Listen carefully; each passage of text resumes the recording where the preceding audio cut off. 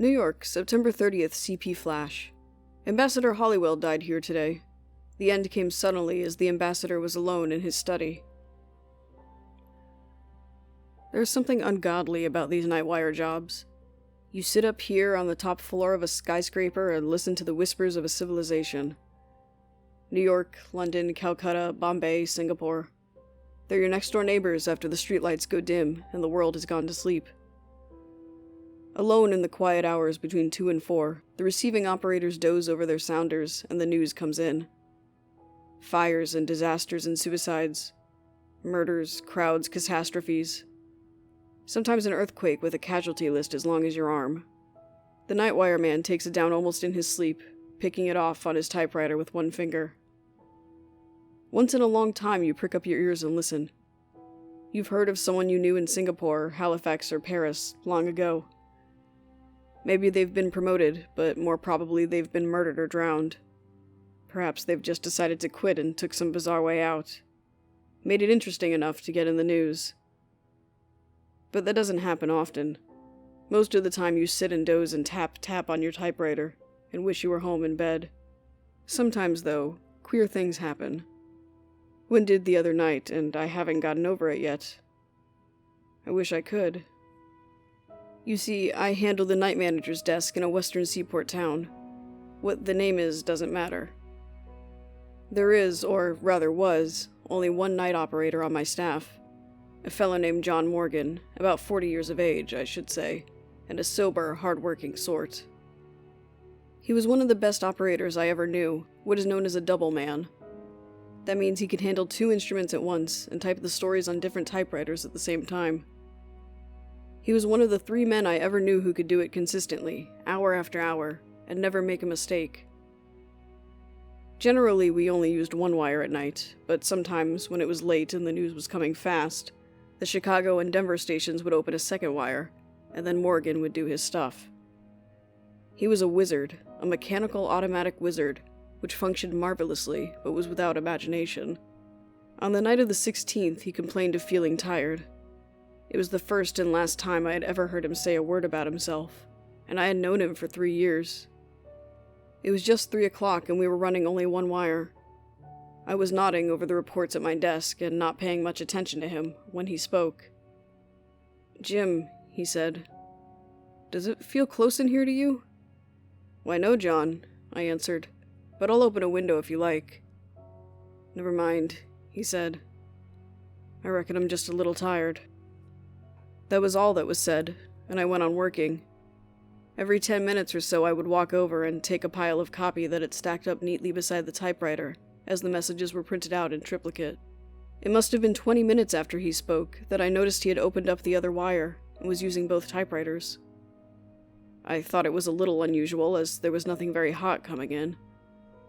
On my next trip, I picked up the copy from both machines and took it back to my desk to sort out the duplicates. The first wire was running out the usual sort of stuff, and I just looked over it hurriedly. Then I turned to the second pile of copy. I remembered it particularly because the story was from a town I had never heard of, Zebico. Here is the dispatch. I saved a duplicate of it from our files. Zebico, September 16th, CP Bulletin. The heaviest mist in the history of the city settled over the town at 4 o'clock yesterday afternoon. All traffic has stopped and the mist hangs like a pall over everything. Lights of ordinary intensity fail to pierce the fog, which is constantly growing heavier. Scientists here are unable to agree as to the cause, and the local weather bureau states that the like has never occurred before in the history of the city. At 7 p.m. last night, the municipal authorities... That was all there was. Nothing out of the ordinary at a bureau headquarters, but as I say, I noticed the story because of the name of the town. It must have been 15 minutes later that I went over for another batch of copy. Morgan was slumped down in his chair, and had switched his green electric light shade so that the gleam missed his eyes, and hid only the top of the 2 typewriters. Only the usual stuff was in the right-hand pile, but the left-hand batch carried another story from Zebico. All press dispatches come in takes, meaning that parts of many different stories are strung along together, perhaps with but a few paragraphs of each coming through at a time. This second story was marked, "At Fog." Here is the copy. At 7 p.m., the fog had increased noticeably. All lights were now invisible, and the town was shrouded in pitch darkness. As a peculiarity of the phenomenon, the fog is accompanied by a sickly odor, comparable to nothing yet experienced here. Below that, in customary press fashion, was the hour, 3:27, and the initials of the operator, JM. There was only one other story in the pile from the second wire. Here it is. Second, add Zebico fog. Accounts as to the origin of the mist differ greatly. Among the most unusual is that of the sexton of the local church, who groped his way to headquarters in a hysterical condition and declared that the fog originated in the village churchyard. It was first visible as a soft gray blanket clinging to the earth above the graves, he stated. Then it began to rise, higher and higher. A subterranean breeze seemed to blow it in billows, which split up and then joined together again. Fog phantoms, writhing in anguish, twisted the mist into queer forms and figures. And then, in the very thick mist of the mass, something moved. I turned and ran from the accursed spot. Behind me I heard screams coming from the houses bordering on the graveyard. Although the sexton's story is generally discredited, a party has left to investigate. Immediately after telling his story, the sexton collapsed and is now in a local hospital, unconscious. Queer story, wasn't it? Not that we aren't used to it, for a lot of unusual stories come in over the wire. But for some reason or other, perhaps because it was so quiet that night, the report of the fog made a great impression on me. It was almost with dread that I went over to the waiting piles of copy. Morgan did not move, and the only sound in the room was the tap-tap of the sounders. It was ominous, nerve-wracking. There was another story from Zebico in the pile of copy. I seized on it anxiously. New lead, Zebico Fog, CP. The rescue party, which went out at 11 p.m. to investigate a weird story of the origin of a fog which, since late yesterday, has shrouded the city in darkness, has failed to return. Another and larger party has been dispatched. Meanwhile, the fog has, if possible, grown heavier. It seeps through the cracks in the doors and fills the atmosphere with a depressing odor of decay. It is oppressive, terrifying, bearing with it a subtle impression of things long dead. Residents of the city have left their homes and gathered in the local church, where the priests are holding services of prayer. The scene is beyond description. Grown folk and children are alike terrified, and many are almost beside themselves with fear.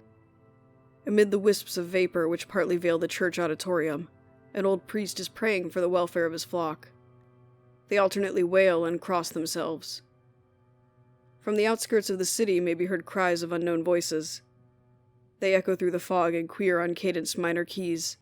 The sounds resemble nothing so much as wind whistling through a gigantic tunnel. But the night is calm and there is no wind. The second rescue party.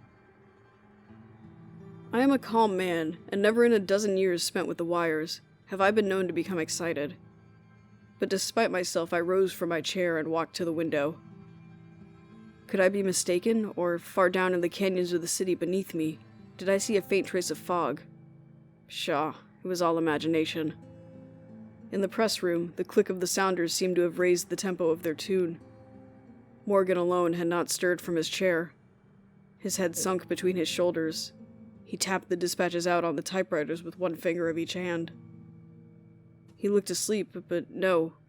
Endlessly, efficiently, the two machines rattled off line after line, as relentlessly and effortlessly as death itself. There was something about the monotonous movement of the typewriter keys that fascinated me.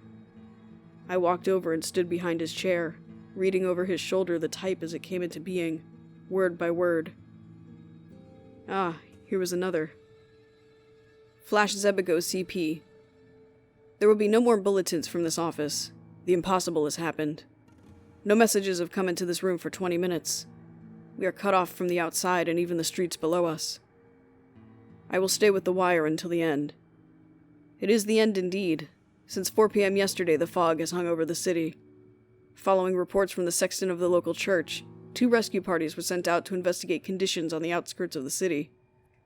Neither party has ever returned, nor was any word received from them. It is quite certain now that they will never return. From my instrument I can gaze down on the city beneath me. From the position of this room on the 13th floor, nearly the entire city can be seen. Now I can see only a thick blanket of blackness where customarily are lights and life. I fear greatly that the wailing cries heard constantly from the outskirts of the city are the death cries of the inhabitants. They are constantly increasing in volume and are approaching the center of the city. The fog yet hangs over everything. If possible, it is even heavier than before, but the conditions have changed. Instead of an opaque, impenetrable wall of odorous vapor, there now swirls and writhes a shapeless mass in contortions of almost human agony. Now and again the mass parts, and I catch a brief glimpse of the streets below. People are running to and fro, screaming in despair. A vast bedlam of sounds flies up to my window, and above all is the immense whistling of unseen and unfelt winds. The fog has again swept over the city, and the whistling is coming closer and closer. It is now directly beneath me. God, an instant ago the mist opened and I caught a glimpse of the streets below. The fog is not simply vapor, it lives. By the side of each moaning and weeping human is a companion figure, an aura of strange and varicolored hues. How the shapes cling, each to a living thing. The men and women are down, flat on their faces. The fog caresses them lovingly. They are kneeling beside them. They are, but I dare not tell it. The prone and writhing bodies have been stripped of their clothing. They are being consumed, piecemeal. A merciful wall of hot, steaming vapor has swept over the whole scene. I can see no more. Beneath me, the wall of vapor is changing colors. It seems to be lighted by internal fires. No, it isn't. I have made a mistake. The colors are from above, reflections from the sky. Look up, look up. The whole sky is in flames. Colors as yet unseen by man or demon. The flames are moving. They have started to intermix. The colors are rearranging themselves. They are so brilliant that my eyes burn. They are a long way off. Now they have begun to swirl, to circle in and out, twisting in intricate designs and patterns. The lights are racing each with each, a kaleidoscope of unearthly brilliance. I have made a discovery. There is nothing harmful in the lights. They radiate force and friendliness, almost cheeriness. But by their very strength, they hurt. As I look, they are swinging closer and closer, 1,000,000 miles at each jump. Millions of miles with the speed of light. Aye, it is light of quintessence of all light. Beneath it the fog melts into a jeweled mist radiant, rainbow-colored of 1,000 varied spectra. I can see the streets. Why, they are filled with people. The lights are coming closer. They are all around me. I'm enveloped. The message stopped abruptly. The wire to Zebico was dead. Beneath my eyes in the narrow circle of light from under the green lampshade, the black printing no longer spun itself, letter by letter, across the page. The room seemed filled with a solemn quiet, a silence vaguely impressive, powerful. I looked down at Morgan. His hands had dropped nervelessly at his sides, while his body had hunched over peculiarly. I turned the lampshade back, throwing light squarely in his face. His eyes were staring, fixed. Filled with a sudden foreboding, I stepped beside him and called Chicago on the wire. After a second, the sounder clicked its answer. Why? But there was something wrong. Chicago was reporting that Wire 2 had not been used throughout the evening. "Morgan!" I shouted. "Morgan, wake up! It isn't true. Someone has been hoaxing us. Why—" In my eagerness, I grasped him by the shoulder. His body was quite cold. Morgan had been dead for hours. Could it be that his sensitized brain and automatic fingers had continued to record impressions, even after the end? I shall never know, for I shall never again handle the night shift. Search in a world atlas discloses no town of Zebico. Whatever it was that killed John Morgan will forever remain a mystery.